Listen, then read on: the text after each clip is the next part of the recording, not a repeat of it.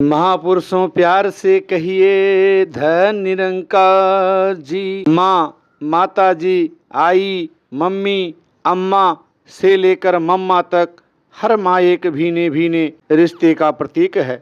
माँ औरत का ऐसा किरदार है जिसमें संपूर्णता, पवित्रता, त्याग, ममता, वात्सल्य, प्यार सब कुछ समाहित होता है। शायद ही दुनिया का कोई अन्य रिश्ता ऐसा हो जिसमें इतनी सारी खूबियां एक साथ होती हों। एक औरत के रूप में संतान को जन्म देकर माँ जहाँ अपने कुल का मान बढ़ाती है, वहीं उसे संस्कारों का पाठ पढ़ाकर मर्यादा की आचार संहिता में जीवन जीना सिखाती है। माँ शब्द जितना मीठा है उतनी ही मीठी माँ की ममता भी है। सच मायने में कहा जाए तो माँ धरती पर ईश्वर का दूसरा रूप ही है। निरंकारी राजमाता जी की 84 वर्षों की जीवन यात्रा किसी करिश्मे से कम नहीं। तप, त्याग एवं कर्तव्य पालन की अनूठी मिसाल पेश करने वाली, बुलंद इरादों के साथ लक्ष्य की ओर अग्रसर रहने वाली कुलवंत कौर जी ने जीवन का एक एक पल मानव कल्याण में समर्पित किया। बाबा अवतार सिंह जी का सानिध्य प्राप्त किया और 17 वर्ष तक युग परिवर्तक बाबा गुरबचन सिंह जी, जिन्हें 1962 में सत्य के प्रचार की बागडोर सौंपी गई, के साथ प्रचार प्रसार की मुहिम में साये की भांति उनका साथ निभाया। सन 1963 में जब शहंशाह बाबा अवतार सिंह जी ने आपको बाबा गुरबचन सिंह जी के साथ आसन पर बैठने का आदेश दिया तो संगतों ने आदेश सुनते ही दैवी खुशी का अनुभव किया, क्योंकि माता जी का साथ बैठना नारी जाति का पूर्ण सम्मान था। शहंशाह जी ने आपको राजमाता का नाम देकर एक अभूतपूर्व दायित्व निभाया। धन्य वे संगतें थीं जिन्होंने अब भाभी अथवा बहन कहना बंद करके आपको राजमाता जी के नाम से संबोधित करना आरंभ कर दिया। देश व दूर दराज के इलाके ही नहीं बल्कि विश्व के अनेक देशों में पहुंचकर मानव मात्र को आध्यात्मिक जागृति का संदेश प्रभावशाली ढंग से दिया। निरंकारी राजमाता जी का जीवन भक्ति की खुली किताब था, जिसमें माँ का वात्सल्य तो था ही, साथ ही विनम्रता, सहनशीलता, विशालता और दृढ़ता के साथ अग्रसर रहने की क्षमता भी थी। क्योंकि सन 1978 में जब विपरीत परिस्थितियों का सामना करना पड़ा तो आप चट्टान की भांति बाबा गुरबचन सिंह जी के साथ खड़ी रहीं और नारी शक्ति का शौर्य का ज्वलंत उदाहरण पेश किया। सन 1980 में जब बाबा हरदेव सिंह जी सतगुरु रूप में प्रकट हुए तो आपने अदम्य साहस का परिचय देते हुए धैर्य और संयम का पाठ पढ़ाने का बीड़ा उठाया तथा 34 वर्ष तक अधिकांश कल्याण यात्राओं में साथ दिया। माँ के रूप में बाबा हरदेव सिंह जी को ऐसी शख्सियत मिली जिन्होंने बालपन की अवस्था से कदम कदम पर गुरमत की शिक्षा एवं श्रेष्ठ संस्कार प्रदान किए। मुझे याद है जब बाबा हरदेव सिंह जी पटियाला के यादवेंद्रा पब्लिक स्कूल में अध्ययन कर रहे थे, तब उन्हें निरंतर पत्र लिखा करती थीं और पत्र के आखिर में चरण धूलि लिखा होता था। इससे यह प्रमाणित होता है कि माँ के हृदय में अपने भोले बाबा हरदेव सिंह जी के प्रति कितना आदर और सत्कार था। दास को कल्याण यात्राओं में भी साथ रहने का सौभाग्य प्राप्त हुआ और देखा कि एक माँ किस प्रकार अपने बच्चों का ख्याल रखती है। ऐसी दिव्य विभूति जिसने संत निरंकारी मिशन के श्रद्धालुओं को ही नहीं बल्कि संसार को भी आपने परोपकारी कार्यों और उज्जवल जीवन से प्रभावित किया। यही कारण है कि आदर्श समाज के निर्माण में इनके द्वारा दिए गए योगदान के लिए विश्व धर्म संसद द्वारा उन्हें धर्म रत्न की उपाधि से भी विभूषित किया गया। सन 1963 से लेकर 2013 तक वार्षिक निरंकारी संत समागमों में आप सद्गुरु के साथ बैठकर संगतों को गुरमत और जीवन जीने की कला सिखाती रहीं। इस तरह आपने 51 वर्ष सद्गुरु के साथ समागमों की अध्यक्षता की। संगतों ने भी आपको हृदय से स्वीकार किया। उन्हें सद्गुरु बाबा जी व पूज्य माता जी के साथ बैठने के कारण त्रिवेणी के नाम से अभिहित होने का गौरव भी प्राप्त हुआ। ममतामयी परम पूज्य निरंकारी राजमाता जी का जीवन। निरंकारी राजमाता कुलवंत कौर जी का जन्म अविभाजित भारत के जिला कैमलपुर अब पाकिस्तान में माता सोमवंती जी तथा पिता मन्ना सिंह जी के परिवार में 1 जनवरी 1931 को हुआ। धार्मिक प्रवृत्ति वाला परिवार होने के कारण भक्ति भाव एवं मर्यादा पालन के गुण आपको सहज में ही प्राप्त हो गए। आपके माता पिता नियमित रूप से गुरुद्वारे जाया करते थे और पवित्र गुरबाणी का श्रवण और मनन करते थे। इन पारिवारिक संस्कारों ने आपके कोमल मन में अपनी जगह बनानी आरंभ कर दी। संत निरंकारी मिशन की आध्यात्मिक ज्ञान गंगा का उद्गम करने वाले बाबा बूटा सिंह जी के समय में बाबू महादेव सिंह जी की प्रेरणा से आप सतगुरु बाबा अवतार सिंह जी के चरणों में पहुंची और मात्र 8 वर्ष की आयु में आपको ब्रह्म ज्ञान की दात प्राप्त हो गई। गुरुवाणी में रुचि रखने के कारण ज्ञान की समझ तुरंत आ गई। तभी से आप सेवा सुमिरन सत्संग में जुट गई। आपकी प्रेरणा से ही आपके पिता एवं अन्य पारिवारिक सदस्यों ने ब्रह्म ज्ञान की प्राप्ति की। आप पूर्ण रूप से सतगुरु बाबा अवतार सिंह जी की सेवा में समर्पित हो गई। 22 अप्रैल 1947 को आपकी शादी शहंशाह बाबा अवतार सिंह जी के आदेशानुसार गुरबचन सिंह जी से कर दी गई, जो बाद में युग प्रवर्तक बाबा गुरबचन सिंह जी के नाम से जाने गए। देश विभाजन के बाद भारत आगमन हुआ और पहाड़गंज में शहंशाह जी एवं जगत माता जी के साथ साथ महापुरुषों की सेवा में समय व्यतीत होने लगा। यद्यपि आपका समय निरंतर सत्संग में ही व्यतीत होता था, लेकिन 1962 में जब बाबा गुरबचन सिंह जी ने सतगुरु रूप में मिशन की बागडोर संभाली, तब से आपने सतगुरु बाबा गुरबचन सिंह जी के संग रहकर दिन रात जहां सत्य का संदेश जन जन तक पहुंचाने में हर संभव योगदान दिया, वहीं अपनी पारिवारिक जिम्मेदारियों को बखूबी निभाया। संत निरंकारी सेवा दल की स्थापना और विकास में आपकी महत्वपूर्ण भूमिका रही। आरंभिक काल में आपने स्वयं वर्दी पहनकर सेवा करके एक मिसाल कायम की और अपने इकलौते सुपुत्र श्री हरदेव सिंह जी को एवं अपनी सुपुत्रियों निरंजन जी, मोहिनी जी, जगजीत जी एवं विद्या जी को भी सेवा दल की वर्दी पहनकर सेवा करने की प्रेरणा दी। इसी तरह आपने महिला सेवा दल को बढ़ाने में भी अहम योगदान दिया। सत्य की आवाज़ को विश्व भर में फैलाने का जो बीड़ा बाबा अवतार सिंह जी ने उठाया था, उसे आगे बढ़ाने में आपने उल्लेखनीय योगदान दिया।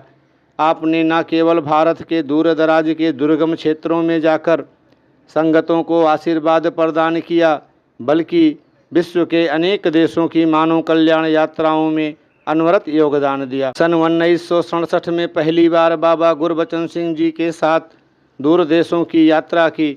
फिर यह सिलसिला 1978 तक ऐसे ही चलता रहा। वर्ष 1978 में जब मिशन को कुछ विपरीत परिस्थितियों से गुजरना पड़ा, उस समय भी आपने अत्यंत धैर्य और साहस तथा नीति को आधार बनाकर जहां सतगुरु बाबा गुरबचन सिंह जी का पूर्ण साथ दिया, वहां संगतों को धीरज, सहनशीलता तथा सद्भाव बनाए रखने की शिक्षा दी। यहाँ तक कि वर्ष 1980 में आपके पति और मिशन के संरक्षक युग प्रवर्तक बाबा गुरबचन सिंह जी के बलिदान के उपरांत भी संगतों को संयम में रहने तथा शांतिपूर्वक सत्य के पैगाम को जन जन तक पहुँचाने में जुटे रहने की प्रेरणा आपके कर्म एवं आचरण द्वारा ही प्राप्त हुई। आपने किसी भी परिस्थिति में कोई विपरीत कदम न उठाने की प्रेरणा प्रदान की। सत्य धर्म प्रचार के प्रति आपकी आस्था एवं कर्म से प्रेरित होकर विश्व धर्म संसद की ओर से आपको धर्म रत्न की उपाधि से विभूषित किया गया। बाबा हरदेव सिंह जी के सद्गुरु रूप में प्रकट होने के बाद 1980 में देश के लगभग सभी प्रदेशों में जाकर संगतों को सत्य मार्ग पर अडिग रहने की दृढ़ता प्रदान की। इसी मंतव्य की पूर्णता हेतु 1980 में आपने सतगुरु बाबा जी के साथ यूके, डेनमार्क, जर्मनी और ऑस्ट्रिया की यात्रा की। 1981, 1984 तथा 1985 में भी आप बाबा हरदेव सिंह जी के साथ विश्व कल्याण यात्राओं में सहभागी बनी। 1986 से 2012 के दौरान पूज्य राजमाता जी ने प्रचार की रफ्तार को बढ़ाने के लिए स्वयं भी विश्व के अनेक देशों की यात्राएं की तथा सत्य प्रेमी और शांति सद्भाव का संदेश प्रसारित किया। इन यात्राओं में मुख्य रूप से Iran, UK, America, Canada, Thailand, Malaysia, Singapore, Holland, Philippines, Hong Kong, Japan, Sweden, Spain, France, Italy, UAE, Kuwait, Muscat, Bahrain, Denmark, Switzerland, Australia, New Zealand आदि देश सम्मिलित हैं। 84 वर्ष की आयु में भी निरंकारी राजमाता जी का सत्संग के प्रति उत्साह यथावत था।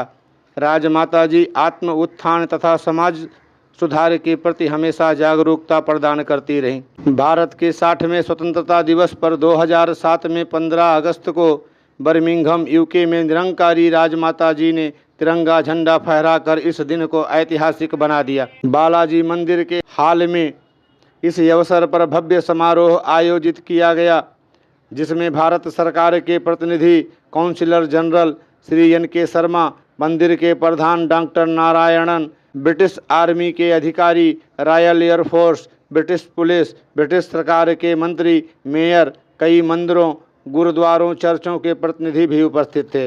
झंडे को सलामी दी गई और दोनों देशों के राष्ट्रीय गीत गाए गए।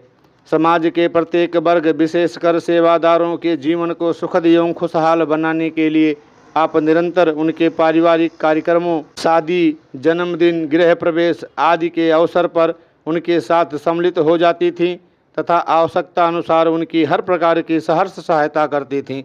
अनेक ज़रूरतमंद परिवारों के बच्चों की शादियां आपने स्वयं करवाई।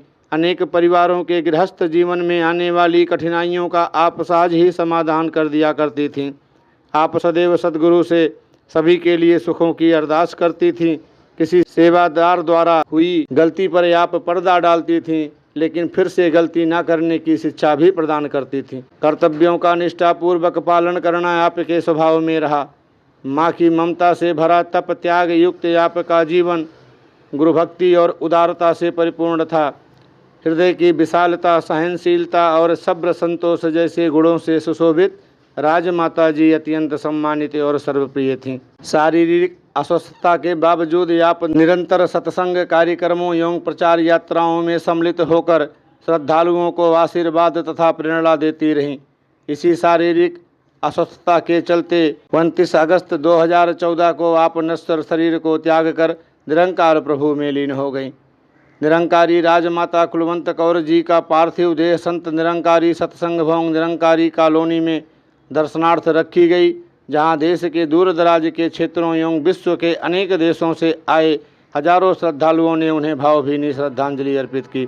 संक्षेप में कहा जा सकता है कि कुलवंत एक नाम था श्रद्धा का, जिज्ञासा का, कर्तव्य पालन का, सेवा सत्कार का, आत्मसमर्पण का, माँ की ममता का, विशालता, व्यापकता, तप और त्याग, सहन शक्ति और सब्र संतोष, गुरु भक्ति का, जो युगों युगों तक मानव मात्र को प्रेरणा देता रहेगा।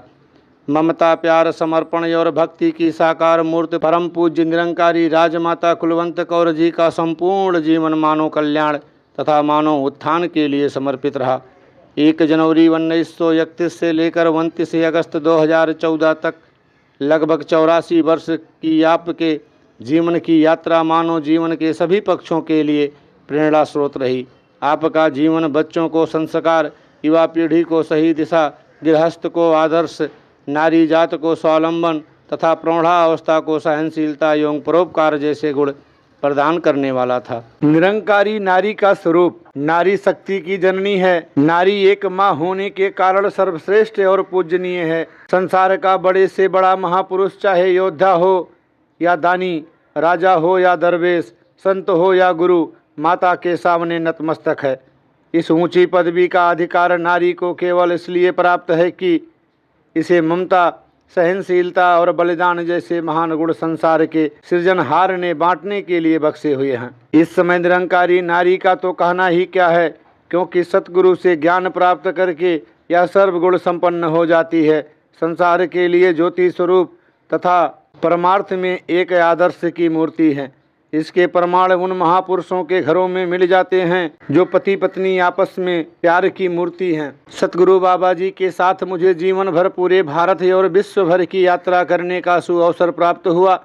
मैंने ऐसे हजारों गृहस्थी महापुरुषों को देखा है और उनके स्वर्ग जैसे घरों को देखकर मेरा मन बहुत प्रसन्न हुआ। कहीं खेद भी हुआ, जिस कारण मुझे कुछ लिखने के लिए मजबूर होना पड़ा, ताकि हम जान सकें कि निरंकारी गृहस्थ जीवन को आदर्श बनाने के लिए कौन कौन सी बातों का ध्यान रखना चाहिए। सबसे पहले हम निरंकारी बच्ची का फर्ज है कि बचपन में, जबकि वह एक कन्या के रूप में है, अपने माता पिता के सम्मान और अपने भविष्य को उज्जवल रखने का पूरा ध्यान रखे। मजबूत नींवों पर ही ऊंची इमारतें खड़ी हुआ करती हैं। शुद्ध आचरण ही नारी का श्रृंगार है और बचपन से ही वह संस्कार डालने पड़ते हैं। इसीलिए घर में माता पिता बड़े छोटे का सत्कार, उनकी आज्ञा का पालन करना, पढ़ाई लिखाई में रुचि और हर प्रकार से नम्रता तथा सहनशीलता एक कन्या का पहला कर्तव्य है। नारी जीवन का दूसरा रूप पत्नी होता है, जो सबसे महत्वपूर्ण और जिम्मेदारी वाला रूप है। निरंकारी नारी के लिए तो जीवन का यह भाग आदर्शवाद का प्रतीक कहा जा सकता है। पति की सेवा में पूर्ण गुरु भक्ति तथा संतों का सत्कार, इन तीनों को साथ साथ निभाना तलवार की धार पर चलने के बराबर है। घर में सास ससुर का सम्मान, पड़ोसियों तथा संबंधियों के साथ मेल मिलाप, बच्चों का ठीक ढंग से पालन पोषण तथा पति की प्रसन्नता के लिए हर प्रकार का त्याग उनको गौरव देता है। अगर मुझसे पूछा जाए तो मैं कहूँगी कि एक गुरुमुख बहन को पूर्ण गुरसिक कहलाने का हक तभी प्राप्त होगा जब वह अपने कर्तव्य का पालन करेगी, अपने घरेलू व्यवहार और सेवा सत्कार के साथ उसके प्रति पूरी तरह संतुष्ट हो। बल्कि मैं यहाँ तक समझती हूँ कि गुरु की कृपा उसी औरत को प्राप्त होगी जो उचित मर्यादा का पालन करती हुई अपने पति को प्रसन्न कर सकती है। निरंकारी नारी पूरी पतिव्रता तथा आदर्श माँ होना चाहिए। नारी की तीसरी अवस्था बुढ़ापा होती है। मेरे विचार से नारी की यह अवस्था केवल सम्मान प्राप्त करने की है, क्योंकि बचपन तथा जवानी की अवस्था के त्याग का इसमें फल प्राप्त होता है। परंतु मुझे खेद है कि इस अवस्था में ही सबसे ज़्यादा भूलें होती हैं। हर सास भूल जाती है कि वह भी एक बहू थी। इसलिए मैं हर एक निरंकारी नारी से अनुरोध करती हूँ कि इस उम्र वाले गृहस्थ जीवन में केवल सलाह ही देना सीख लें, बाकी समय सत्संग में व्यतीत करना चाहिए। हर प्रकार के मोह, निंदा तथा दूसरों की बुराई त्याग कर अपने जीवन को आदर्श बनाना चाहिए। मुझे विश्वास है कि अगर मेरे अनुरोध पर निरंकारी बहनों ने ध्यान दिया तो वह एक तरफ अपने गृहस्थ को आनंदमयी बनाएंगी और साथ ही साथ सदगुरु की पूर्ण कृपा की पात्र भी बनेंगी। निरंकारी राजमाता जी द्वारा लिखित लेख। जीवनदायिनी प्रवचन। वारी जावा लखवारी, आया जगते गुरु उपकारी। ममतामयी निरंकारी राजमाता जी की यह अमर भक्ति रचना जब उनके श्री मुख से प्रकट होती थी तो आगे से साध संगत का हजारों हजार का परिवार इसमें श्रद्धा में डूबे स्वर और पूर्ण भक्ति भाव के साथ सम्मिलित हो जाता था। उन्होंने शहंशाह बाबा अवतार सिंह जी के सानिध्य में रहकर और फिर युग प्रवर्तक बाबा गुरबचन सिंह जी तथा युग दृष्टा बाबा हरदेव सिंह जी के साथ कल्याण यात्राओं के माध्यम से विश्व के कोने कोने में सत्य का संदेश पहुंचाने हेतु रात दिन एक कर दिया। उनके विचारों की शैली बहुत सरल और तर्क संगत होती थी, जो श्रोताओं के दिल में बहुत सहजता से उतर जाती थी, जैसा कि वर्षों पहले उनके द्वारा प्रकट किए निम्नलिखित प्रवचनों में दृष्टिगत होता है। साध संगत जी, जिनका मुख गुरु की ओर जुड़ा होता है, जिनका दिमाग, जिनका ध्यान गुरु के साथ जुड़ा होता है, उन सब की बात एक ही होती है। वह चाहे एक इंसान स्टेज पर खड़ा होकर कह दे या सैकड़ों, उनकी बात का भाव एक ही होता है। जैसे कहा भी है कि 100 सयाने इक्को मत, मूर्ख यापो आपनी। भाव कहीं पर 100 सयाने इंसान बैठे हों, उनकी मत, उनकी अकल एक ही होती है, लेकिन मूर्ख कहीं 10 भी बैठे हों, उनकी भांति भांति की अलग अलग आवाज़ होती है। इसी प्रकार जो गुरु वाले होते हैं उनकी आवाज़ एक ही होती है तथा उनमें स्थिरता होती है, क्योंकि वह स्वयं कोई बात नहीं बोलते। उनके लिए लिखा है कि जीव बुलावहु त्यों नानक दास बोले। जो गुरु की आवाज़ को आगे फैलाता है वही महान संत होता है, वही महान भगत होता है। जिस प्रकार माइक की अपनी कोई ताकत नहीं कि अपनी कोई बात दूर दूर तक पहुंचाए, माइक के पीछे और कोई बोलने वाला होता है। माइक का कर्म केवल इतना ही है कि पीछे बोलने वाले की आवाज़ को आगे से आगे पहुंचाए। इसी तरह जो गुरुमत के सांचे में ढले होते हैं, जिनकी रग रग में गुरु की मत समाई होती है, उनकी आवाज़ वास्तव में गुरु की ही आवाज़ होती है, क्योंकि उनके एक एक बोल में सत्यता, सच्चाई भरी होती है और सच्चाई से भरी हुई बात को, सत्य बात को कहीं भी झुठलाया नहीं जा सकता।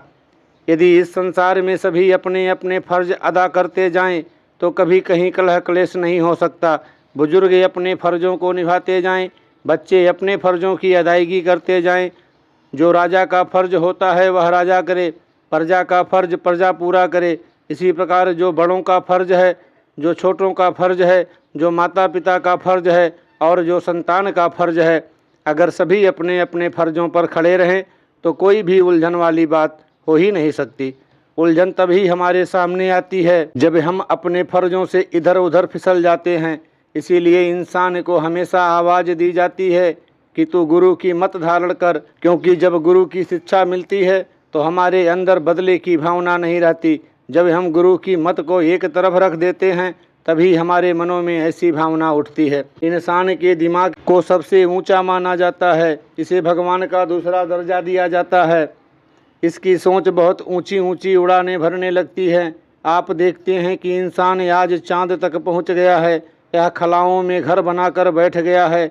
एक तरफ इंसान का दिमाग आज इतना ऊंचा चला जाता है, पर जब कभी परमार्थ की बात आती है तो इसके दिमाग में यह बात समझ में नहीं आती कि यह परमात्मा हमारे अंग संग है, हर जगह मौजूद है। आज यह इतनी ऊंचाई तक तो पहुंच जाता है, लेकिन इस साथ बसते परमात्मा को नहीं जान पाता, क्योंकि सांसारिक विद्या के बारे में तो हमें सिखलाई दी गई, लेकिन यह जानकारी हमें किसी ने भी नहीं दी कि यह परमात्मा अंग संग बसता है।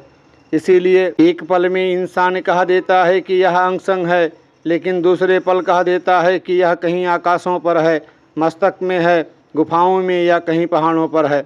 उस वक्त इंसान भूल जाता है कि अभी अभी मैं यह कह चुका हूँ कि यह हर जगह मौजूद है, अंग संग है। इस बात को केवल पूर्ण महात्मा ही हमें समझा सकता है। जो इसे समझ लेते हैं, इसके साथ जुड़ जाते हैं, उनकी आवाज़ एक हो जाती है। हर इंसान का फ़र्ज़ है कि आपस में सब मिलकर बैठें, एक दूसरे के साथ प्यार मोहब्बत से रहना चाहिए, क्योंकि भगवान ने सभी को इंसान ही बनाकर भेजा है। भगवान ने हमें किन्हीं अलग अलग जाति या मजहब के रूप में नहीं भेजा। अगर भगवान हमें इस प्रकार भेजता तो हमारे शरीर पर कोई ना कोई निशान लगाकर भेजता, जिससे यह मालूम होता कि यह हिंदू है, यह मुसलमान है, या सिख है, या यह ईसाई है। परमात्मा ने हमारी केवल एक ही जाति बनाई है और वह है मनुष्य। पशु पक्षियों की जातियां तो हो सकती हैं, हम कह सकते हैं कि वहाँ इतनी भैंसें बैठी हैं, इतने बैल बैठे हैं। इस प्रकार पक्षियों के लिए भी हम कह सकते हैं कि वहाँ इतनी चिड़िया बैठी हैं, वहाँ इतने कौवे बैठे हैं, लेकिन इंसानों के बारे में ऐसा नहीं कहा जाता। अभी यहाँ बाहर से कोई आए तो वह ऐसा नहीं कहेगा कि यहाँ इतने हिंदू बैठे हैं, इतने सरदार बैठे हैं या इतने ईसाई बैठे हैं, बल्कि वह यही कहेगा कि इतने इंसान बैठे हैं। लेकिन जब इंसान अपनी असलियत से, इंसानियत से गिर जाता है तो इसका कर्म भी पशुओं जैसा बन जाता है, और जब यह पशुओं जैसा हो जाता है तो अपने कर्मों को भूल जाता है, अपने मार्ग से भटक जाता है। जितने भी पूर्ण महात्मा, पूर्ण संत संसार में आए, उन्होंने इंसान को इंसान के साथ जोड़ा, कभी अलग नहीं किया। आप यह भी सुन भी रहे थे कि धर्म जोड़ता है, तोड़ता नहीं। भक्तों की वाणी के संबंध में भी महात्मा शांत रहता है, और जो इसके नज़दीक आता है उसे भी अपनी मीठी वाणी से शीतल कर देता है। जैसे अग्नि जल रही होती है तब भी पानी उसे बुझा देता है, इसी तरह संतों भक्तों ने भी यही निचोड़ निकाला है कि मीठा बोलना, न्यू कर चलना है, साध संगत। मैं बचपन में सुना करती थी, बड़े बुजुर्ग कहते थे कि इतना मीठा भी नहीं बनना कि दुनिया वाले निगल ही जाएं, और इतना कड़वा भी नहीं बनना कि थूक दें, बल्कि सहज अवस्था में रहना है, यही असल जीने का ढंग है। साध संगत, सत्संग आत्मा की खुराक होती है। जिस प्रकार यदि 2-4 दिन हम खाना ना खाएं तो हमारे शरीर में कमजोरी सी महसूस होने लगती है, इसी प्रकार आत्मा की खुराक सत्संग है। अगर आत्मा को 2-4 दिन यह ना मिले तो आत्मा भी कमज़ोर होने लगती है। इसीलिए बार बार यह प्रेरणा दी जाती है कि गुरसिक के लिए सत्संग बहुत ज़रूरी है। जिस प्रकार हम 2-4 दिन स्नान ना करें तो हमारे शरीर पर मैल जमा हो जाती है, कपड़े भी गंदे हो जाते हैं, इसी प्रकार संसार रूपी काजल की कोठरी में गुजर करते हुए मन को भी कुछ ना कुछ मैल लग ही जाती है। जब साध संगत में आ जाते हैं तो हमारी मन की मैल धुल जाती है और यह आत्मा निर्मल हो जाती है। संसार में हम देखते हैं कि कोई थोड़ी सी परेशानी आ जाती है तो दिमाग पर पागलपन सवार हो जाता है, लेकिन जब इंसान का ध्यान सतगुरु के चरणों में जुड़ा होता है तो पहाड़ जैसा दुख भी इसके लिए राई बनकर रह जाता है। सतगुरु की कृपा हो जाने के बाद इंसान की मानसिक उलझनें भी समाप्त हो जाती हैं, क्योंकि मानसिक उलझनें घृणा, नफरत और अज्ञानता के कारण ही होती हैं। जब सद्गुरु इन भावनाओं को बदल देता है तो यह उलझनें स्वयं समाप्त हो जाती हैं। साध संगत, आप महापुरुष धन्य हैं जो नित्य प्रति सत्संग करते हैं और सतगुरु के दीदार करते हैं। वास्तव में सतगुरु के दर्शन बहुत महान होते हैं, क्योंकि सतगुरु की कृपा से ही यह ज्ञान प्राप्त होता है, जिसके कारण हमारे जीवन में रोशनी आती है। हम संसार रूपी कूड़े पसारे से निकलकर सत्य को प्राप्त करते हैं।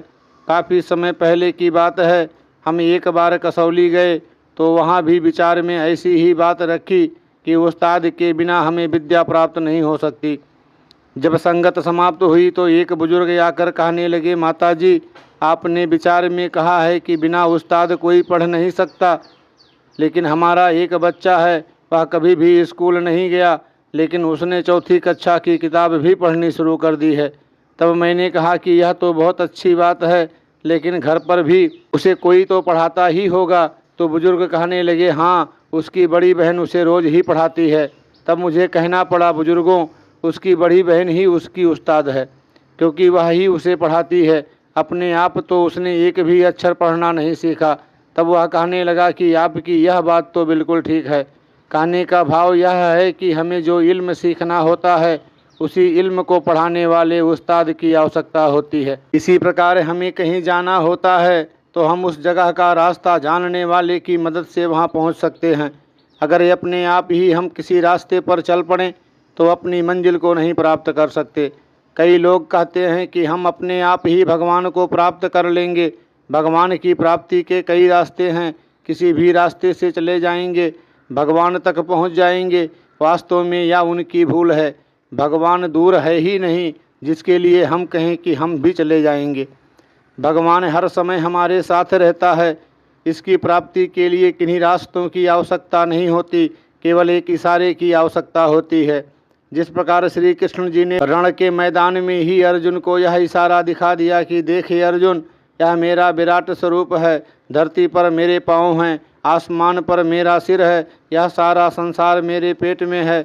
मुझे अग्नि जला नहीं सकती, वायु उड़ा नहीं सकती, शस्त्र काट नहीं सकता। उसी वक्त अर्जुन कहने लगा, भगवान तेरे आगे पीछे दाएं बाएं हर ओर नमस्कार। वैसे वह कितने वर्ष इकट्ठे रहे, लेकिन इस इशारे को पाकर ही अर्जुन ने श्री कृष्ण जी की महानता को स्वीकार किया। वास्तव में यह इशारा गुरु की कृपा से ही होता है। इसे प्राप्त करने के लिए गुरु के दर पर शीश झुकाना पड़ता है, जो कि बहुत ही कठिन काम है। आज एक बच्चे को भी कहा जाए कि इन बुजुर्गों के सामने शीश झुकाइए तो उसे बहुत परेशानी होती है। इसीलिए इधर संतों को यही सिखलाई दी जाती है कि आपने संतों के चरणों को छूना है, उन्हें नमस्कार करनी है। जैसे जैसे आप ऐसा करेंगे वैसे वैसे आपके माथे की लकीरें बदलती जाएंगी। गुरु की कृपा से ही हमें यह ज्ञान प्राप्त होता है।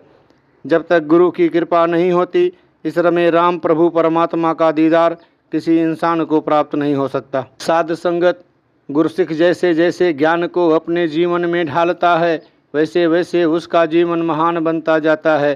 फिर उसके जीवन से प्रेरणा लेकर दूसरे इंसान भी अपने जीवन को संवार सकते हैं, अपने जीवन के अंधेरे को दूर कर सकते हैं। और अगर कोई कहे कि मैं अपने आप इस अंधेरे को दूर कर सकता हूँ, तो यह उसकी भूल है। एक उदाहरण भी आपने कई बार सुना होगा कि एक परिवार था। जब भी अंधेरा होता था तो उस परिवार के सभी सदस्य टोकरियां अंदर से बाहर उलटते रहते थे, और जब सवेरा हो जाता था तो कहते थे कि हमने अंधेरा दूर कर दिया। इसी प्रकार कुछ समय बीत गया। परिवार में एक लड़के की शादी हुई तो एक पढ़ी लिखी लड़की बहू बनकर उस परिवार में आ गई। उसने जब देखा कि यह लोग रात को सोते नहीं बल्कि टोकरियां उठा कर अंदर बाहर जागते रहते हैं, तो उसने इसका कारण पूछा। परिवार वाले कहने लगे कि हम अंधेरा बाहर निकाल रहे हैं। तब बहू ने कहा कि आज रात को मैं अकेली ही अंधेरा बाहर कर दूंगी।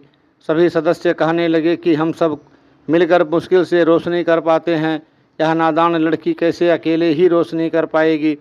उस लड़की ने एक दिया लिया, रुई की बत्ती बनाई, उसमें तेल डाला और जब रात को अंधेरा होने लगा तो उसने दिया सलाई से वह दिया जला दिया। तो एकदम कमरे में रोशनी हो गई।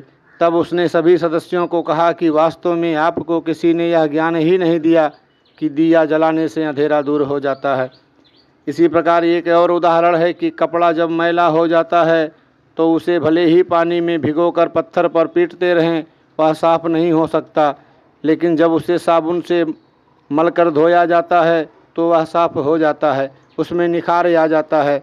इसी प्रकार जब आत्मा को ब्रह्म का ज्ञान मिलता है तो यह भी निर्मल हो जाती है, लेकिन यह ज्ञान ब्रह्म को जानने वाले से ही मिलता है। हम देखते हैं कि सांसारिक विद्या भी हम उस्ताद के बिना प्राप्त नहीं कर सकते। किताबों से बाजार भरे होते हैं, लेकिन हम अपने बच्चों को स्कूल में ही भेजते हैं।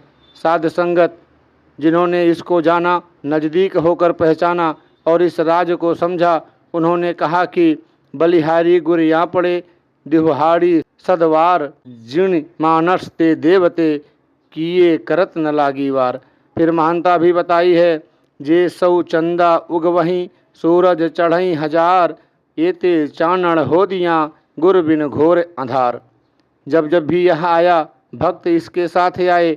संतों ने अपने सदगुरु की तारीफ की, लेकिन आज संसार कहता है कि हम तो मान ही नहीं सकते। वास्तव में वह भी ठीक कह रहे हैं और हम भी ठीक कह रहे हैं, क्योंकि सदगुरु की रहमत से हमने जाना है जिसको वह केवल पढ़ते हैं।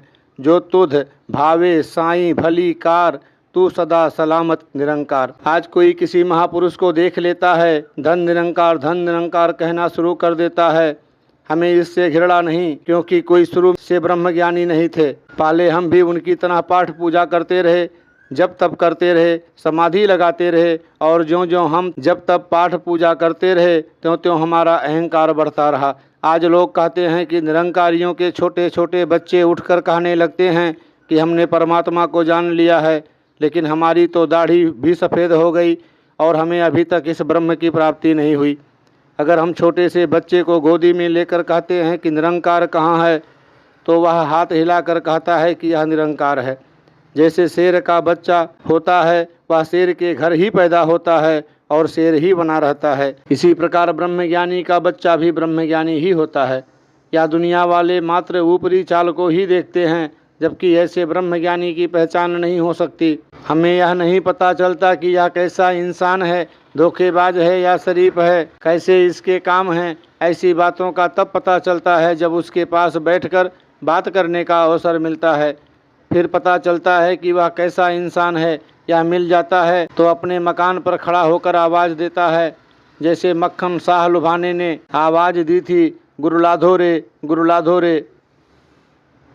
फरीद ने भी पूर्ण सद्गुरु से इसे जानकर फिर लोगों को आवाज़ दी। वास्तव में सद्गुरु को देखने वाली आँखें और ही होती हैं, वह आँखें सद्गुरु ही देता है। हरि की कृपा द्वारा जब यह निरंकार मिलता है तो मन में रोशनी कर देता है। आज हर कोई कहता है कि मैंने बड़े कर्म धर्म किए, पूजा पाठ किया, लेकिन मेरा कुछ नहीं बना। फिर मैं सद्गुरु के चरणों में गया। साध संगत वह कौन सी वस्तु है जिसे मानकर इंसान पवित्र हो जाता है? यह परमात्मा तो सबके दिल को जानता है और सभी की इच्छाएं पूरी करता है। जब इंसान माता के गर्भ में उल्टा लटका हुआ था, कहता था कि हे परमात्मा, एक बार मुझे गर्भ से बाहर निकाल दे, मैं तेरा सुमिरन करता रहूँगा। लेकिन जब आदमी बाहर आता है तो उसका सिर ऊपर हो जाता है और पैर नीचे। फिर उसे दुनिया की हवा लग जाती है और उसे अहंकार आ जाता है। वह कहने लगता है कि दातार ने दुनिया में मेरे जैसा कोई नहीं बनाया। वह कहता है कि अगर कोई मेरे सामने आ जाए तो मैं उसे एक क्षण में भस्म कर दूंगा। साध संगत जी, आप संत जन सब जानते हैं कि जब से हम इस दरबार में आए तब से अपनी तरफ हम नज़र मार कर देखें कि हमें किसी बात की कमी नहीं है। दातार ने सब कुछ दिया, सुख भी दिए, ये मन की जो भटकन है ये भी दूर की। हमें इस बात की ज़रूरत है कि हम जितना विश्वास अपने आप पर खुद करते चले जाएंगे, फिर हम परोपकारी बनते जाएंगे। यदि हमारा अपना विश्वास पूर्ण होगा तभी हम दूसरे को प्रेरणा दे सकेंगे कि या भाई मेरे साथ चल, तू सत्संग में देख, तुझे जो तू कहता है कि मेरा मन काबू में नहीं आता, मैं दुखों से घिरा हूँ, तेरे दुख दूर होंगे। अगर थोड़े बहुत आ भी गए तो वो तुझे महसूस नहीं होंगे। वो भी तेरे लिए जो पहाड़ होगा वो राई बन जाएगा। जैसे कोई खाना खाकर रज जाए, उसको नहीं कहना पड़ता कि मैंने खाना खाया तो रजा। वो अपने आप कहता चला जाता है कि वो भाई खाने से भूख नहीं मिटेगी, जब तू खाना खा लेगा तब तेरी भूख खत्म होगी। इसी प्रकार जब आदमी पर सद्गुरु की रहमत होती है तो वह स्वयं ही बता देता है। जिसको हम जानते ना हों वो हमारे मन में कभी नहीं बस सकता, चाहे हमारे दोस्त हों, मित्र हों, बहन हों, भाई हों। जब हम उनको जानते हैं तो फिर वो हमारे मन में बसे होते हैं, चाहे हजारों मील दूर ही बैठे हों। कोई उनकी चर्चा करता है तो हमारा ध्यान उनकी तरफ चला जाता है, क्योंकि हम उनको जानते हैं। इसी तरह ये संत निरंकारी मिशन को मानने वाले कहते हैं कि आओ, जिसकी भक्ति करते हैं, जिसकी पूजा करते हैं, जिसके हम दुनिया में गुण गाते हैं, पहले इसको जान लो। जाने बिना प्यार नहीं होता। भक्तों से सुना, पुरातन समय में भी जितने भक्त गुरु पीर पैगंबर हुए उन्होंने अपना काम किया। हमारे लिए लिख कर रखा कि जो भी इन धार्मिक ग्रंथों को पढ़ेगा, चाहे गीता हो, चाहे गुरु ग्रंथ साहिब हो, चाहे कुरान हो, चाहे बाइबिल हो, जो भी युग पुरुषों की ये लिखी हुई वाणियाँ पढ़ेगा और उस पर अपना जीवन बनाएगा, वो इंसान सुखी होगा। अगर इधर हमें 500 रुपये तनख्वाह मिलती है और कोई हमें बताए कि आप फलानी जगह चले जाओ, उधर तुम्हें 5,000 रुपये मिल जाएगी, तो हम उधर ही भाग उठते हैं। क्योंकि ये जो दौलत होती है, जो माया होती है, इसकी पूर्ति कभी नहीं हो सकती। आप देखते हैं कि जिसके पास लाखों हैं वो भी रोता है, जिसके पास नहीं है वो भी रोता है, और जिसके पास करोड़ों हैं वो भी फिक्र में डूबा हुआ है। कहा है कि जो तू गुरु की सेवा में आ जाएगा तो फिर ये दौलत के लिए जो तू जगह जगह भागता है, ये दौलत तेरे चरणों में आ जाएगी। जितने भी आप संत जन हैं, आज दुनिया वाले भी आपको कहते हैं कि आपके पास दौलत बड़ी है, तो सब जानते हैं कि कोई किसी का छोटा मोटा काम है, किसी का बड़ा काम है। इसी तरह साध संगत, ये 10 नाखूनों की कमाई जो आप कमाते हैं, उसमें से कुछ हिस्सा जो निकाल कर गुरु को अर्पण करते हैं, उसके लिए कहा है सतगुर धरती धर्म है, तिसु बीज जेहा को बीजे तेहा फल पाए। साध संगत, आप जो बीज डालते हैं वो फिर आपका बीज कई गुना होकर संसार के सामने आ जाता है। इसीलिए देखने वाले को पता चलता है कि इनके पास दौलत बहुत है। ये देने वाला नहीं थकता, लेने वाले थक जाते हैं। जैसे जिसके पास औलाद ना हो वो औलाद मांगता है। जब 5-7 बच्चे घर में हो जाते हैं तो फिर हाथ जोड़ता है कि बस अभी और नहीं चाहिए। अगर दौलत बहुत हो जाती है तो फिर कहता है कि क्या करें, रात को नींद नहीं आती, कोई डाका ना पड़ जाए, कोई छापा ना पड़ जाए, अब इस दौलत को कहाँ रखें। साध संगत, आप सबके लिए सुख मांगते हैं तो आपको सुख मिलते हैं। जो किसी के लिए बुरा मांगते हैं उनको बुरा मिल जाता है। जैसे कहते हैं कि किसी के लिए हम गड्ढा खोदें तो अपने लिए कुआं तैयार हो जाता है। अगर सुख की ये तू मांग करता है तो जिस सुख को तू चाहता है वो भी तुझे मिल जाएगा। लेकिन सतगुरु ने तो कहा है, जो सुख कऊ चाहे सदा शरण राम की लेह। अगर तू अपने गुरु की शरण ले लेगा तो जितने भी सुखों के लिए हर वक्त चाहना रखता है कि मैं सुखी हो जाऊं, जितनी भी मेरी ज़िंदगी के दिन हैं ये बड़े आराम से बीतें, जो भी ज़िंदगी मिली है वो सुखों में ही बीते। साधु का जो भी वचन आएगा उसको सत सत कर मानेंगे, किसी के हृदय को ठेस नहीं देंगे, किसी को बुरा भला नहीं कहेंगे, सबसे प्यार करेंगे। यही कहेंगे कि ये जितने भी इंसान हैं ये सभी भगवान ने ही बनाए हैं। जब तू सब इंसानों से प्यार करेगा तो तेरे साथ भी सब प्यार करेंगे। जब तू इंसानों की पूजा करेगा तो तेरी पूजा होगी। अपने गुरु के आगे सिर रखा तो आप देखते हैं कि मेरे जैसे छोटे से आदमी को भी साध संगत में हजारों लाखों की तादाद में नमस्कारें करते हैं। इसी तरह संत जन बैठे हैं। कोई भाई भी स्टेज पर बैठ जाता है, बच्चों को बिठा देते हैं। जब बच्चों का प्रोग्राम हो तो बच्चे ही स्टेज चलाते हैं, वही विचार करते हैं। तो वहाँ बड़े बड़े बुजुर्ग आते हैं तो उनके कदमों में सिर रखकर वो नमस्कार करते हैं। साध संगत, भक्त सदा यही मांग करते हैं कि हे दातार, जैसा तेरे पर विश्वास बना है वैसा बना ही रहे। हम दुख में भी और सुख में भी सदा तुझे याद करते रहें, क्योंकि दुख व सुख मन के प्रभाव से ही होते हैं। यदि हम सुख में दातार का सुमिरन करते रहे तो हमारे जीवन में दुख नहीं आएगा, लेकिन हम सुख में इसे भूल जाते हैं और दुख में फिर याद करने लगते हैं। यह निरंकार कभी हमें दुख देता है और कभी सुख, ताकि हमारा इस निरंकार पर विश्वास बना रहे। हम सदा इसे याद करते रहें। जब हमारे पर दुख आ जाता है तो संसार वाले हमें उल्टी सीधी बातें बताने लग पड़ते हैं। ताकि हमारा विश्वास डोल जाए। लेकिन संत जन संसार की कभी परवाह नहीं करते, वे तो इस दातार के भरोसे पर टिके रहते हैं और इस दातार का भरोसा उनका जीवन बदल देता है। आप सभी जानते हो कि हाथी के दांत खाने के और होते हैं और दिखाने के और होते हैं। जो बाहर उसके दांत दिखाई देते हैं उनसे वह खाना नहीं खा सकता। ऐसे ही संसार के काम हैं, वह करते कुछ हैं और कहते कुछ हैं। गुरसिक तो प्यार व नम्रता को पहला दर्जा देते हैं, वे कभी भी लोभ लालच में नहीं पड़ते। हमने बाबा बूटा सिंह जी का ज़माना भी देखा, शहंशाह बाबा अवतार सिंह जी का समय भी देखा, बाबा गुरबचन सिंह जी का समय भी देखा। इस दौरान हमने गुरमुखता ही सीखी। मनमुख तो सदा मन की बात मानते हैं और मन की बात से कभी भी किसी का कार्य सिद्ध नहीं हुआ। लेकिन गुरु की मत को मानने पर कोई आपत्ति नहीं आती। वह कोई भी काम करते हुए सोचता है कि कहीं ऐसा काम करने से गुरु के हृदय को ठेस न लग जाए। संसार में किसी ने कोई काम करना हो तो वह यह कहता है, अभी मन नहीं मानता। लेकिन संत जन सदा यही कहते हैं कि यह मन सतगुरु ही मनाने वाला है और यह सतगुरु ही सभी काम कराने वाला है। यह सब की शिक्षा का ही स्वरूप है। दुनिया में कोई छोटी सी भी किसी को मदद करता है तो 100 बार उसे जतलाता है, लेकिन भक्त तो सदा दूसरे के काम आते रहते हैं। गुरसिक पर कोई संत थोड़ा सा भी एहसान कर देता है तो वह सारी जिंदगी नहीं भूलते, उसे सारी जिंदगी आशीर्वाद देते रहते हैं। हमने अपना सब कुछ इसी जन्म में ही करना है। सतगुरु ने हमारा जन्म मरण का चक्र काट दिया है, अतः हमने सभी का भला करना है। हम संसार के लिए तो भले की कामना करते ही हैं, लेकिन हमने संतों के भले की भी कामना करनी है। भक्तों की चाल ही संसार से निराली होती है। हमने सदा यही अरदास करनी है कि हे सतगुरु, हम सदा तेरी सेवा, संतों की संगत और निरंकार का सुमिरन करते रहें। हमारे हाथों को सेवा करने का बल देना, कानों को संगत सुनने का बल देना। एक बार बाबा अवतार सिंह जी ने बात सुनाई कि एक बार 3 औरत नदी से कपड़े धोकर आ रही थीं। एक साधु सड़क के किनारे पर बैठा हुआ था। उनको देखकर साधु ने कहा, अगली तो ना पिछली तो, बलिहारे जावा बिछली तो। आगे वाली बच्ची थी और पीछे वाली बूढ़ी थी, लेकिन बीच वाली जवान थी। उसने कहा, देखो यह साधु बना हुआ है, कितना बूढ़ा है, बाल बिल्कुल सफ़ेद हैं, लेकिन फिर भी यह कैसी बात कह रहा है। साधु ने यह सुनकर उस लड़की से कहा कि बेटा जरा मेरी बात सुनो, मैंने तो कहा था कि यह जो बीच वाली आयु होती है, इसमें व्यक्ति को दिखता भी ठीक है और सुनता भी ठीक है, उसकी सेहत भी ठीक होती है। अगर व्यक्ति चाहे तो इस अवस्था में गुरु भक्ति कर सकता है।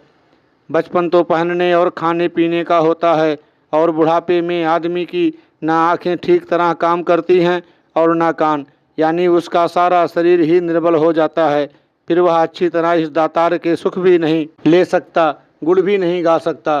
फिर तो इसे यह होता है कि कोई उसे पानी दे दे, कोई उसे खाना दे दे और कोई उसका हाथ पकड़कर उसे सड़क पार करवा दे। ऐसी हालत में क्या सेवा करेगा और कैसे संगतों में आएगा। कहते हैं कि अगर हमारे काले बाल हों, यानी हम युवा हों, तब इंसानियत की कद्र ना करें तो बुढ़ापे में ही ऐसा कर लें तो भी ठीक है। प्रायः लोग यह कहेंगे कि इसको समझ आ गई। पहले जब सिनेमा में फिल्म खत्म होती थी तो राष्ट्रगान यानी कि जनमन गण होता था।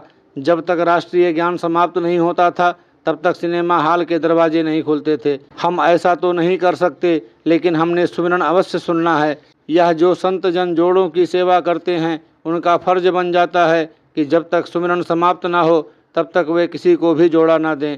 सभी एक मन एक चित्त होकर सुमिरन करें। साध संगत, यह गुरसिखी की भावना तभी इंसान के हृदय में आती है जब इसे कामिल मुर्शद पूर्ण सतगुरु मिल जाता है, जिसे यह भले ही महात्मा या किन्हीं और शब्दों से संबोधित करे।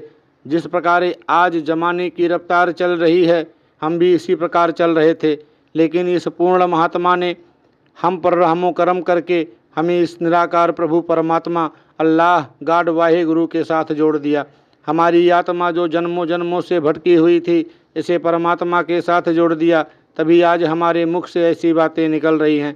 जब सद्गुरु इस आत्मा को निराकार का ज्ञान करवा देता है, तब इसके मुख से यही शब्द निकलते हैं कि एक घड़ी ना मिलते तो कलयुग होता। जब इंसान इस सत्य से भटका होता है तब इसके शब्द कुछ और होते हैं, लेकिन जब इस प्रभु दातार से इसका नाता जुड़ जाता है तो इंसान वही कहता है, पर उसके शब्द बदल जाते हैं। पहले इसकी अंधा अंध कमावे वाली बात होती है, लेकिन बाद में जब देखा तब गावा, तब गावे का फल पावा वाली बात हो जाती है। साध संगत जी, आप भली भांति जानते हैं कि मुझे बाबा अवतार सिंह जी, बाबा गुरबचन सिंह जी तथा अब बाबा हरदेव सिंह जी के चरणों में बैठने का मौका मिला है। जो मैंने सीखा वही आपके चरणों में रखा है। आप रहम करम करें कि जो भी इनके शब्द आएँ उन पर जीवन बना रहे, क्योंकि जीवन का ही मोल है। अगर एक छोटे से बच्चे को भी स्टेज पर खड़ा कर दिया जाए, वह भी बड़े बड़े शब्द उच्चारण कर लेगा। संत जनों के लिए बाबा अवतार सिंह जी अवतार वाणी में फरमाते हैं कि गल अपनी दा पहरा दे दे, जो भी बोलन चालन होए। वास्तव में यही गुरसिक्खी है। इसी को खंडहु तिखी बालहु निक्की कहा गया है। हम देखते हैं कि एक पक्षी तो एकदम उड़कर पेड़ पर बैठ सकता है तथा उसके मीठे फल ग्रहण कर सकता है, लेकिन एक चींटी जब वृक्ष पर चढ़ती है तो जड़ से चढ़ती है। हवा का एक झोंका आता है, गिर पड़ती है, फिर चढ़ती है, फिर हवा का झोंका आता है, फिर गिर जाती है। साध संगत रहम करें कि हम अपने इस मार्ग पर आगे ही आगे बढ़ते जाएं और हमें सद्गुरु की कृपा से जो सत्य प्राप्त हुआ है इसे दुनिया के कोने कोने तक पहुंचाएं। इस कार्य को करते हुए हम कभी भय में ना आएं, क्योंकि जो संत होते हैं वे ना किसी को भय देते हैं और ना किसी का भय मानते हैं। वे स्वयं सत्य से जुड़े होते हैं और सत्य की आवाज़ ही दुनिया को देते हैं। इस सत्य की आवाज़ को फैलाने के साथ हमने दातार प्रभु से यह अरदास भी करते रहना है कि हमें इसका कभी अभिमान ना आए। कई बार सूक्ष्म सी बात, अपनी बड़ाई की, अपनी सेवा की बात हमारे मन में आ जाती है कि मुझे बहुत लोग मानने वाले हो गए हैं, मेरी सेवा करने वाले हो गए हैं, या सूक्ष्म सा अहंकार भी हमारे को ऊंचाई से नीचे गिराने का कारण बन सकता है। इसीलिए दातार के चरणों में हर समय यही अरदास करें कि दातार यह स्तुति हो तो तेरी हो, तेरे संतों की हो। हम जिस प्रकार आपके चरणों से जुड़े हुए हैं इसी प्रकार जुड़े रहें। माया का कोई दबाव कभी हम पर हावी ना हो सके, हमें सताए ना। इसी प्रकार सद्गुरु के चरणों से जुड़े रहकर संतों के साथ मिलजुल कर इस संसार तक सत्य की आवाज़ को पहुंचाते जाएं। साध संगत जी, जब हम एक बच्चे के रूप में संसार में आते हैं तो हमें ना बैर का पता होता है, ना ईर्षा का पता होता है, ना ऊंची या नीची जाति का पता होता है। लेकिन ज्यों ज्यों हम इस दुनिया में जीते हैं हमें भी इस दुनिया की हवा लग जाती है। जैसे जैसे हमें चलाने वाले चलाते हैं हम उसी तरह चलने लग जाते हैं। वे चलाने वाले भले ही हमारे पिता हों, संगी साथी हों या हमारे अध्यापक हों, हम उनकी बातों के अनुसार ही चलने लग जाते हैं। मुझे अपनी एक बात याद है, जब मैं छोटी सी थी तो अपनी माताजी को कहा, माताजी मुझे कुछ पैसे दो, मैं कुछ चीज़ लेकर खाऊंगी। माताजी से पैसे लेकर मैं बाहर आई तो दुकान पर एक हिंदू भाई बैठे थे। एक हाथ से वे सिगरेट पी रहे थे और दूसरे हाथ से चीज़ निकाल कर मुझे देने लगे। इतने में माताजी भी बाहर आ गईं। उन्होंने मुझे एक दो थप्पड़ भी लगा दिए और कहने लगी, तुझे पता नहीं हम इन चीज़ों से नफरत करते हैं, या एक हाथ से सिगरेट पी रहा है तू भी इससे चीज़ लेकर खाने लगी है, तुझे पता नहीं हम किस घराने से हैं। कहने का भाव इस तरह मेरे दिल में उस समय सिगरेट पीने वालों के लिए नफरत भर गई। ठीक इसी तरह दुनिया में होता है। कहने के लिए तो लोग बहुत ऊंची आवाज़ में कहते हैं हिंदू मुस्लिम सिख ईसाई आपस में हैं भाई भाई, लेकिन जब जीवन की बात आती है तो यह भावना उनमें 1% भी दिखाई नहीं देती। हाँ, एक पूर्ण सद्गुरु की स्टेज ऐसी होती है जहाँ केवल बात ही नहीं की जाती बल्कि जीवन भी उन बातों के अनुसार ढला होता है, कर्म भी वैसा ही बना होता है।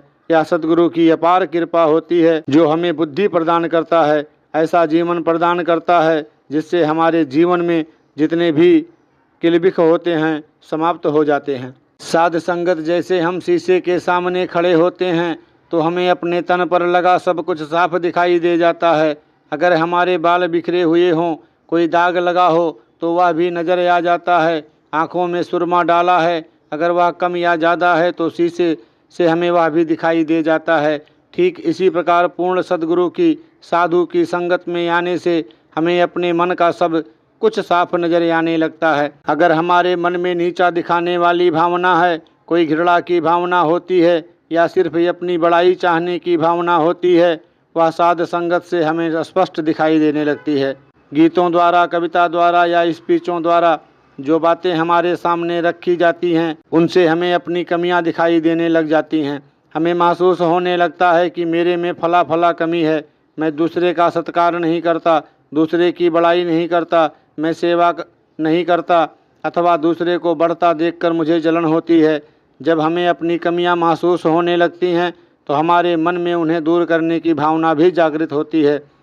फिर सतगुरु के चरणों में हम अरदास करने लगते हैं कि हे दातार, रहम कर्म करना कि जैसे तेरे चरणों से जुड़े हैं ऐसे ही जुड़े रहें। तेरी संगत में बैठने के काबिल हुए हैं तो सिर पर अपना हाथ रखना कि यह जितनी भी कदूरतें हमारे मन के अंदर बनी हैं यह सब दूर हो जाएं।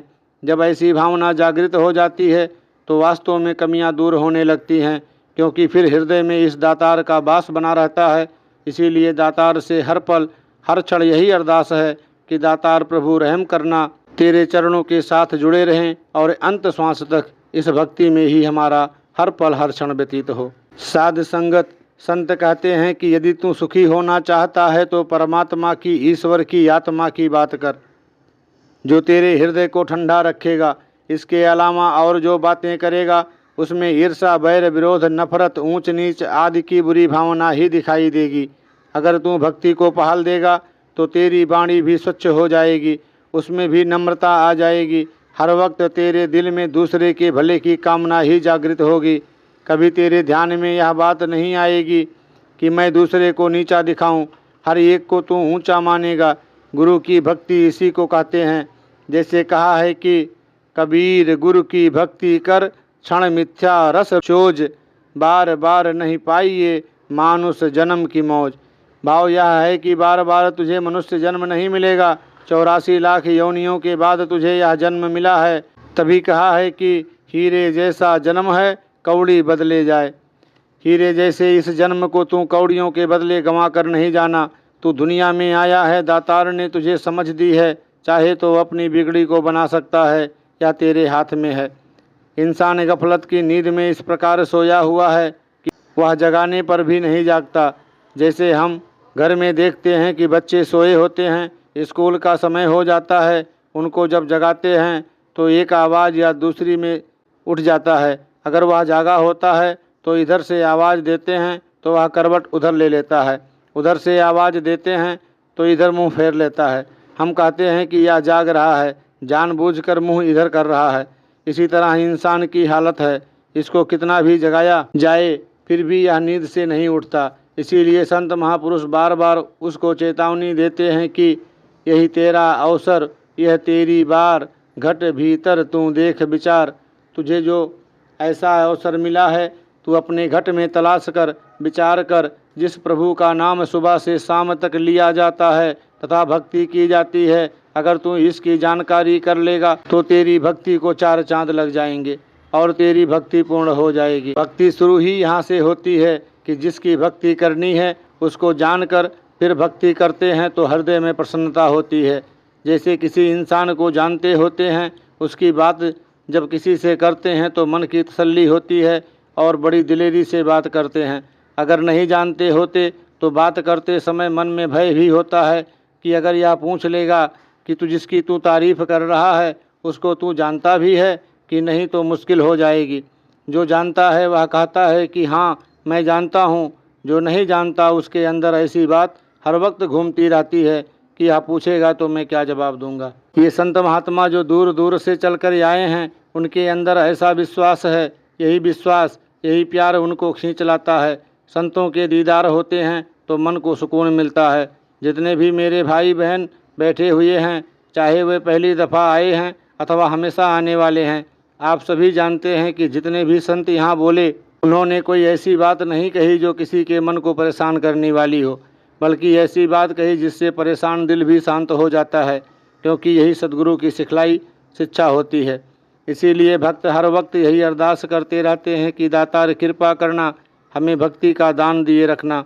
शेष दौलत चाहे जितनी भी हो उससे इंसान की पूर्ति नहीं होती, उसकी कोई हद नहीं। उसके पास चाहे जितना भी हो फिर भी उसकी निगाहें दूसरे की ओर ही होती हैं कि मैं उससे भी छीन लूं। परंतु यह नाम की दौलत ऐसी होती है कि मन को सुकून मिल जाता है कि मैं इसको जितना बांटूंगा उतनी ही या बढ़ती चली जाएगी। तभी कहा है, नाम धन जिस जन कै पाले, सोई पूरा साह। कहते हैं कि वही सच्चे साह होते हैं जिनके पास यह नाम धन होता है।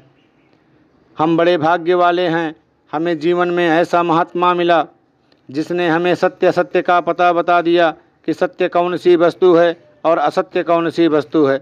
तभी जीवन में संतोष आया। केवल दौलत को ही हम माया नहीं कहते, जायदाद, बाल बच्चे सभी माया में आ जाते हैं, इनको असत्य कहते हैं। इनमें से कोई भी चीज़ रहने वाली नहीं है। सत्य केवल परमात्मा ईश्वर निराकार है। जुबान पर जब इसी का नाम आता है तो जीवन भी पवित्र हो जाता है। दूसरी बातें करती करती तो यह थकती नहीं। इसमें कोई शक नहीं कि दूसरी बातों में इसको बड़ी रुचि होती है, पर नाम की बात हृदय को ठंडक देने वाली होती है। इससे जलते हुए हृदय को ठंडक मिल जाती है। जैसे जलती हुई आग को बुझाने के लिए उसमें और पेट्रोल डाल दें तो वह बुझने की बजाय और बढ़ जाती है। यदि उसी आग पर पानी डाला जाए तो वह बुझ जाती है। इसी तरह संतों के प्रवचन भी हृदय को ठंडक पहुंचाते हैं।